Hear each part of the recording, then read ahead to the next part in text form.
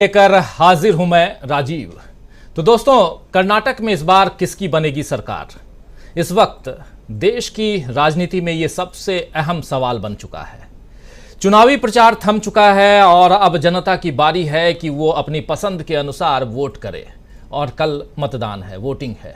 आप जानते हैं कि कर्नाटक में कल वोटिंग है और सभी राजनीतिक दल धुकधुकी लगाए हुए इसी इंतजार में हैं कि जनता का आशीर्वाद उन्हें मिलता है या नहीं। बीजेपी के स्टार प्रचारक पीएम नरेंद्र मोदी ने तो जनता का समर्थन हासिल करने के लिए सारे पैतरे आजमा लिए। कांग्रेस को कोसना, बजरंगबली की जय बोलना, आतंकवाद का जिक्र करना और द केरला स्टोरी फिल्म की बात करना, ऐसा कोई भी दांव नहीं है जो मोदी जी ने न चला हो। जनसभाओं के अलावा उन्होंने रोड शो किए, अपने ऊपर फूलों की बौछारें करवाईं ताकि पूरा माहौल मोदीमय हो जाए और कर्नाटक की जनता बीजेपी को मोदी जी के नाम पर वोट दे दे। लेकिन इतनी मेहनत के बाद जीत मिलेगी या नहीं, ये डर शायद बीजेपी को है और इसीलिए वोटिंग के एक दिन पहले एक आखिरी दांव मोदी जी ने चला। कर्नाटक के लोगों के नाम खुला खत लिख करके और वीडियो जारी करके मोदी जी ने आखिरी दांव खेला है। ये जो आप चिट्ठी देख रहे हैं, आश्चर्यजनक बात इसमें एक और है कि इसमें नीचे 4 नेताओं के फोटो लगे हुए हैं। ये जो फोटो आप देख रहे हैं, जिसमें जेपी नड्डा साहब हैं, जिसमें आपको येदियुरप्पा साहब दिखाई दे रहे हैं, ये 4 फोटो और मोदी जी सबसे ऊपर दिखाई दे रहे हैं। अभी तक जितने भी प्रचार सामग्री तैयार हुई, जितने भी प्रचार अखबारों में हम लोगों ने देखे, जब हम कर्नाटक की यात्रा पर थे तो वहाँ सिर्फ और सिर्फ मोदी जी नज़र आ रहे थे। और हम लोगों ने इस बात को कई बार मेंशन किया था, शायद हमारी बात सुन ली गई हो। और इस बारे में प्रशांत टंडन जी हमारे साथ जुड़ेंगे थोड़ी देर में और वो बताएंगे कि शायद ऐसा ही हुआ होगा। लेकिन इसके अलावा प्रधानमंत्री नरेंद्र मोदी ने वीडियो भी जारी किया। जरा उस वीडियो को सुन लेते हैं। वीडियो में अपील करते हुए प्रधानमंत्री नरेंद्र मोदी, थोड़ा सा, बहुत ज़्यादा नहीं सुनाऊंगा, थोड़ा सा अंश सुना देता हूँ। हालांकि ये सही है, गलत है, क्या है, ये तो चुनाव आयोग जाने। लेकिन वीडियो जारी करके प्रधानमंत्री नरेंद्र मोदी कर्नाटक के लोगों से गुजारिश कर रहे हैं कि आप हमें जीत दीजिए, जितवाइए। सुनिए जरा मोदी जी को। कर्नाटकದ ನನ್ನ ಸಹೋದರಿಯರೇ नमस्कार। आपने मुझे हमेशा जो स्नेह, जो प्रेम दिया है, वो मेरे लिए ईश्वर के आशीर्वाद की तरह ही है। कर्नाटका के लोगों का आह्वान ई बारिया निर्धारा बहुमत बीजेपी सरकार अब भी मेरे कानों में गूंज रहा है।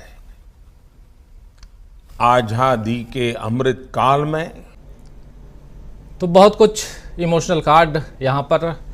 चुनाव प्रचार की मियाद खत्म होने के बाद इस तरह का वीडियो जारी करना, खत लिखना, आचार संहिता का उल्लंघन है या नहीं है, पहले भी कह चुका हूं, यह चुनाव आयोग को तय करना है। लेकिन मोदी जी के खत और वीडियो को देखकर यह समझा जा सकता है कि वो इस बार अपनी जीत को लेकर परेशान हैं, चिंतित हैं, सशंकित हैं।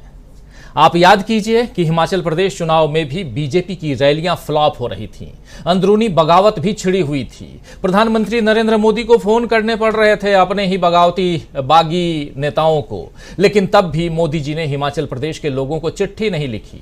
2014 के बाद से सारे चुनाव मोदी जी के नाम पर ही बीजेपी ने लड़े कभी, लेकिन उन्होंने ऐसी चिट्ठी नहीं लिखी, न ही ऐसे वीडियो जारी किए। लेकिन कर्नाटक के लोगों को खत लिखकर, वीडियो जारी करके मोदी जी कह रहे हैं कि आपने हमेशा मुझे प्यार दिया और स्नेह दिया, ये मेरे लिए एक दैवीय आशीर्वाद जैसा लगता है।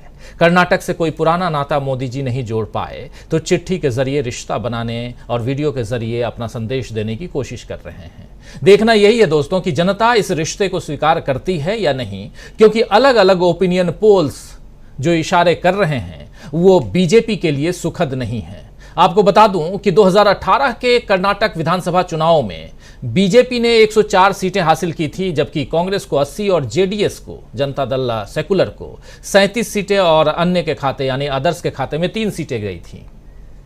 लेकिन अभी जो ओपिनियन पोल्स आए हैं इस चुनावी प्रक्रिया के दौरान, चुनाव प्रचार के दौरान, उसमें इंडिया टीवी और CNX ओपिनियन पोल्स में 224 सीटों में से कांग्रेस को 105 सीटें मिलती हुई दिखाया जा रहा है, और जबकि सत्तारूढ़ बीजेपी को, भाजपा को 85 सीटों पर ही जीत हासिल होते हुए बताया जा रहा है। वहीं जेडीएस के खाते में 32 सीटें आ सकती हैं और अन्य को 2 सीटें मिल सकती हैं। ये इंडिया टीवी का है। लेकिन इसके अलावा ABP सी वोटर ओपिनियन पोल, ABP का और सी वोटर के साथ में, उसके मुताबिक कांग्रेस को 107 से 119 सीटें मिल सकती हैं, जबकि बीजेपी को 73 से 85 सीटें और जेडीएस को 23 से 35 सीटें ये मिलने की संभावना है। इंडिया टुडे का भी, उधर ABP न्यूज और इधर इंडिया टुडे का भी सी वोटर के साथ में कॉन्ट्रैक्ट होगा, उनका सर्वे है, और उसमें कांग्रेस की बहुमत का अनुमान इंडिया टुडे भी लगा रहा है, और जबकि बीजेपी को वही 74 से 86 सीटों पर ही जीत दिखा रहा है। कन्नड़ आउटलेट है इडिना, उसने अपना सर्वे किया है ओपिनियन पोल, और उसमें यह दावा है कि कांग्रेस को 132 से 140 सीटें मिलेंगी। इन ओपिनियन पोल्स से बीजेपी को निराशा हो सकती है, लेकिन जी न्यूज मैट्रीज का एक सर्वे आया है जो बीजेपी का उत्साह बढ़ा सकता है, जिसके मुताबिक बीजेपी को कर्नाटक विधानसभा चुनाव में 103 से 118 सीटें मिल रही हैं। जी न्यूज के सर्वे के हिसाब, जी न्यूज मैट्रीज के अनुसार बीजेपी को 103 से 118 सीट मिल सकती है। वहीं विपक्षी दल कांग्रेस को 82 से 97 सीट मिलने की उम्मीद है, और जनता दल सेकुलर को 28 से 33 सीटें मिलने का अनुमान है। तो ओपिनियन पोल्स केवल अनुमान होते हैं दोस्तों, ये तो आप सब जानते हैं, जो जनता से चर्चा करके लगाए जाते हैं, बताए जाते हैं, बनाए जाते हैं। इनके आधार पर जीत या हार का पुख्ता दावा नहीं किया जा सकता। असली फैसला तो जनता को करना है, जो वो कल मतपेटियों में बंद कर ही देगी। और उससे पहले चुनाव प्रचार के दौरान जो बातें हो रही थी उसको एक बार रिकैप करने की कोशिश करते हैं। प्रधानमंत्री नरेंद्र मोदी, अचानक उनका पदार्पण तो पहले से हो रहा था।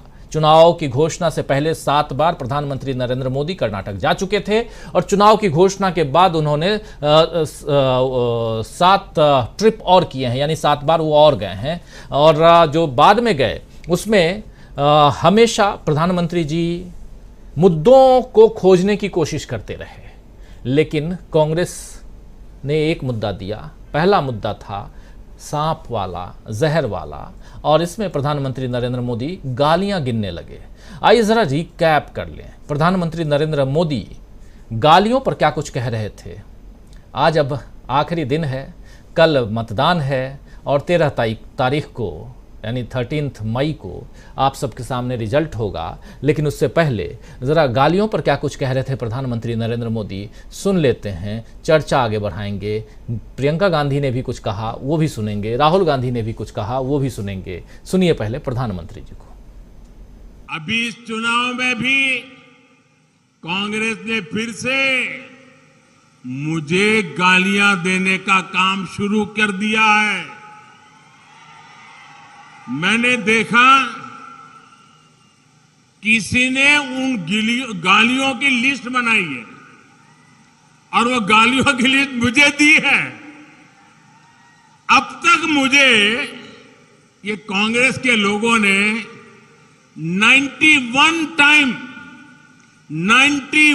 टाइम अलग अलग गालियां दी है। अरे कांग्रेस ने ये गालियों की डिक्शनरी में टाइम खराब करने के बजाय अगर इतनी मेहनत उन्होंने गुड गवर्नेंस के लिए की होती, कांग्रेस कार्यकर्ताओं का उत्साह बढ़ाने के लिए किया होता, तो आज कांग्रेस की ऐसी दुर्दशा न होती, ऐसी दयनीय स्थिति नहीं आती। तो ये यहां से शुरुआत हुई गालियों के गिनने की, और गिनती को 100 तक पहुंचाने की कोशिश, यानी शतक तक पहुंचाने की कोशिश भी प्रधानमंत्री नरेंद्र मोदी खुद ही करते हुए अपने भाषणों में नजर आए। और इसके बाद क्या कुछ हुआ, द केरला स्टोरी तक का मामला जो है वो आकर के रुका। और इस बीच हनुमान चालीसा का पाठ भी आज करते हुए बीएचपी के लोग, बीजेपी के लोग नजर आए। आज मंदिर मंदिर द्वारे द्वारे खूब चला। आज दिन भर कर्नाटक में मंदिर मंदिर और जहां मौका मिले बीजेपी के लोग वहां हनुमान चालीसा पढ़ते नजर आए। भक्ति भाव में रमे हुए और हनुमान जी के भक्त नजर आए आज खासकर बीजेपी के लोग। लेकिन जब गालियों का दौर चल रहा था और प्रधानमंत्री नरेंद्र मोदी अपनी गालियों की बात कर रहे थे तो प्रियंका गांधी कूदी मैदान में और प्रियंका गांधी ने प्रधानमंत्री नरेंद्र मोदी को कायदे से समझाने की कोशिश की। सुनिए जरा प्रियंका गांधी क्या कुछ कह रही थी। मैंने पहला ऐसा प्रधानमंत्री देखा है बहनों और भाइयों, पहला देखा है जो आपके सामने आकर रोता है कि मुझे गाली लग रही है, मुझे गाली दे रहे हैं। आपके दुख सुनने के बजाय अपना दुखड़ा आपको सुनाते हैं और किसी ने उनके ऑफिस में बैठकर एक लिस्ट बनाई है। अरे आपके दुखों की लिस्ट नहीं है वो आपकी समस्याओं की लिस्ट नहीं है। वो ये लिस्ट नहीं है कि किसानों की क्या समस्या है, हमें क्या करना। वो ये लिस्ट है कि मोदी जी को कितनी बार किसने गाली दी है। कम से कम एक पन्ने पे फिट तो आ रही है। अगर मेरे परिवार को जो गालियां दी हैं इन लोगों ने, हम लिस्ट बनाना शुरू करें तो हम किताब पे किताब छपवा लेंगे। हिम्मत करो मोदी जी, मेरे भाई से सीखो। मेरा भाई कहता है गाली क्या, मैं गोली खाऊंगा इस देश के लिए। मेरा भाई कहता है सच्चाई के लिए मैं खड़ा रहूंगा। तुम गाली दो, गोली दो, छुरा मारो, कुछ भी कर लो, घबराओ मत मोदी जी, घबराओ मत। ये सार्वजनिक जीवन है, मोदी ये सब सहना पड़ता है, हिम्मत रखनी पड़ती है, आगे बढ़ना पड़ता है। तो ये प्रियंका गांधी, घबराइए मत मोदी जी, ये सार्वजनिक जीवन है, हिम्मत रखनी पड़ती है, आगे बढ़ना पड़ता है और तमाम बातें यहां करती हुई प्रियंका गांधी नजर आई थी। लेकिन इसके बाद राहुल गांधी लगातार इनसे पहले, प्रियंका गांधी से पहले कर्नाटक के मैदान में उस जमाने से, उस दौर से जब वो पैदल यात्रा कर रहे थे, भारत जोड़ो यात्रा, उस यात्रा के दौरान ही इन्होंने, राहुल गांधी ने चुनाव का प्रचार करना शुरू कर दिया था। शायद ऐसा कहें तो यहाँ कोई गलती नहीं होगी, क्योंकि 40% कमीशन की सरकार, पेसीएम और ऐसे तमाम मसले, जहाँ भ्रष्टाचार, महंगाई, इन तमाम बातों की पोल खोलते हुए राहुल गांधी दिखाई दिए। राहुल गांधी का भी एक वीडियो देख लेते हैं और फिर चर्चा को आगे बढ़ाते हैं। सुनिए जरा। आप कर्नाटक के चुनाव में आते हो, कर्नाटक की बात नहीं करते हो, अपनी बात करते हो। आपको यह बताना चाहिए कि आपने पिछले 3 सालों में कर्नाटक में क्या करवाया।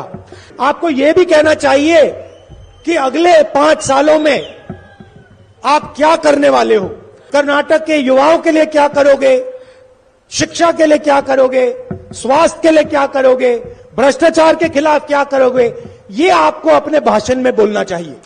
ये चुनाव आपके बारे में नहीं है, ये चुनाव कर्नाटक के जनता और कर्नाटक के भविष्य के बारे में है। आप कहते हो कि कांग्रेस ने मेरे ऊपर 91 बार आक्रमण किया, मगर आप ये कभी नहीं कहते हो कि कर्नाटक के लिए मैंने क्या किया। अगले भाषण में आप ये बताइए कर्नाटक की जनता को कि पिछले 3 सालों में आपने कौन सी चीजें की और अगले 5 सालों में आप क्या करने जा रहे हो। और दूसरी बात, जैसे हम यहां आते हैं, हम भाषण देते हैं, हम अपनी नेताओं के बारे में बात करते हैं। सिद्धरमैया जी ने क्या किया, डीके शिव कुमार जी क्या करते हैं, हम सब नेताओं के नाम लेते हैं। आप आते हो, आप अपने चीफ मिनिस्टर का नाम तक नहीं लेते हो, आप येदियुरप्पा जी का नाम तक नहीं लेते हो। आपके भाषण सिर्फ नरेंद्र मोदी जी के बारे में होते हैं।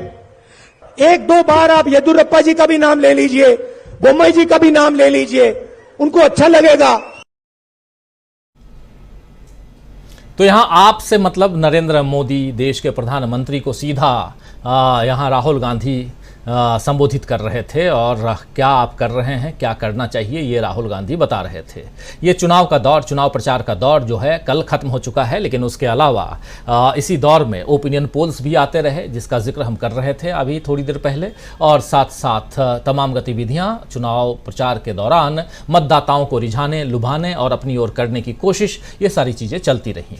तो ओपिनियन पोल से लेकर के चुनाव प्रचार तक, और उसके बाद ये जो तस्वीर आप देख रहे हैं, ये तस्वीर जो राइट साइड में स्क्रीन पर, ये तस्वीर आप लोग देख चुके हैं, ये विजुअल आप देख चुके हैं। विजुअल है डिलीवरी बॉयज़ के साथ में राहुल गांधी बात करते हुए, उनके साथ खाना खाते हुए, नाश्ता करते हुए, जो भी कह लें, कॉफ़ी पीते हुए, चाय पीते हुए। और उसके बाद एक तस्वीर कल और आई थी जिसमें महिलाओं के साथ बस में बैठ करके राहुल गांधी यात्रा कर रहे थे, और डिलीवरी बॉयज़ में से किसी एक के साथ बैठकर स्कूटी की सवारी भी राहुल गांधी ने की थी।